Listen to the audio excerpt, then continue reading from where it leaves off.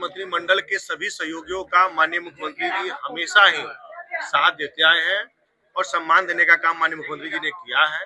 और यही कारण है कि जो मीडिया में अभी चल रही है, उस दिन जमुई के कार्यक्रम में क्योंकि हम प्रभारी मंत्री थे, तो वहाँ के प्रभारी मंत्री के रूप में हमने भी वहाँ पे अपना कार्यक्रम में अपना समय दिया था।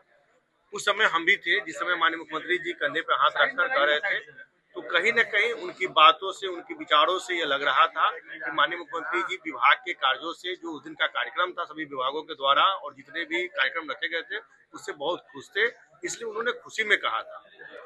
लेकिन इसके अलग अलग मायने निकाले जा रहे हैं। सम्राट चौधरी बतौर मुख्यमंत्री उनके साथ काम कर रहे हैं, गृह मंत्रालय भी वही संभाल रहे हैं, क्या कुछ इशारा आपको लग रहा है कि इस पार्टी से होगा? देखिए, हमने पहले भी कहा है कि एनडीए के सभी वरिष्ठ नेता हमेशा से तय करते आए हैं कि किसको क्या जवाबदेही दी जाएगी, और मुझे लगता है कि इस बार भी एनडीए के जो बड़े नेता हैं वो बैठकर और बहुत ही अच्छे ढंग से इसका नामों का जो घोषणा है बहुत जल्द आ जाएगा। एक और सवाल सर, अभी बिहार की राजनीति में चल रहा है सम्राट मॉडल बिहार में, बहुत पहले से चल रहा था नीतीश मॉडल, क्या लगता है कि ये सम्राट मॉडल अभी एक बेहतर बिहार में काम कर रहा है?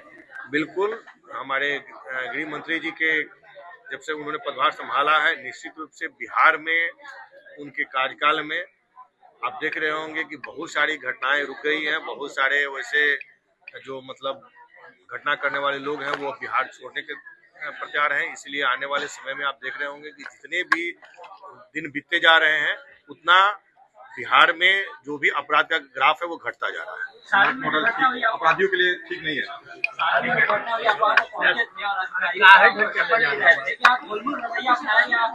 देखिए, सारण की घटना पर निश्चित रूप से हम गए थे और हमने उस घटना पर संज्ञान भी लिया था और हमने जो पुलिस अधिकारी है उनसे कहा है कि जल्दीबाजी में आप लोग बयानबाजी ना करें, जो भी सारण की घटना है उसके सारे तथ्यों की जांच करें, सारे रिपोर्ट जब तक नहीं आते हैं तब तक पुलिस पदाधिकारी को हम लोग कहा है कि आप लोग बयान न दें, जब सारे रिपोर्ट आ जाते हैं उसके तथ्यों के हिसाब से आप लोग बयानबाजी दें।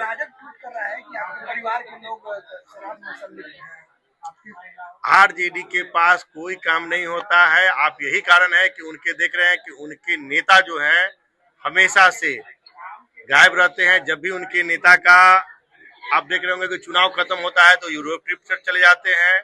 अभी राज्यसभा चुनाव में यही कारण था कि उनके विधायक उनसे संतुष्ट हैं, चाहे वो कांग्रेस के हो चाहे आरजेडी के हो, उनके विधायक संतुष्ट थे और उन लोगों ने पहले भी दावा किया था और वहीं पर इन्होंने दावा किया था कि 5 की 5 सीट हम लोग जीतेंगे और हम लोगों ने जीतने का काम किया। संजय जी, अभिषेक रंजन है चनपटिया के विधायक, उन्होंने वीडियो जारी किया है और कहा है कि एनडीए के लोगों ने खरीदा है।